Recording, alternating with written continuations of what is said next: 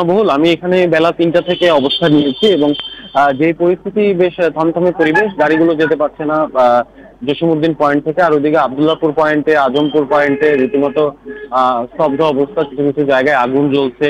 আর police tear শেলও নিক্ষেপ করছে থেমে থেমে। আর বেশ কিছুক্ষণ আগে উত্তরা পূর্ব থানাটা ঘেরাও করা হয়েছিল, সেখানে পুলিশ এবং অতিরিক্ত আনসার আর্ম ব্যাটালিয়ন মোতায়েন করা হয়েছে। তবে এখানে আন্দোলনকারী ছাড়াও আরো কিছু মানুষজন দেখা যাচ্ছে যারা আসলে ঠিক আন্দোলনকারী সুলভ নয়। তারাও রাস্তাঘাট আটকাচ্ছেন, রাস্তাঘাট বন্ধ করার চেষ্টা করছেন।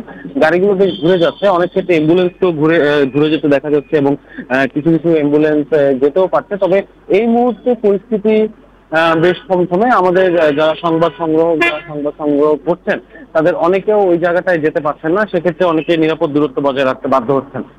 ইফতেখার, আপনাকে অনেক ধন্যবাদ উত্তরা থেকে সরাসরি যুক্ত হয়ে আমাদেরকে সর্বশেষ পরিস্থিতি জানানোর জন্য। প্রিয় দর্শক, এবারে কমপ্লিট শাটডাউনের সংবাদ করতে আছেন মিরপুরে শাকির আদনান, তার কাছে যাচ্ছি। আদনান, নিশ্চয়ই আপনি আমাকে শুনতে পাচ্ছেন। মিরপুরের অবস্থাটা কি আমাদেরকে যদি একটু জানান।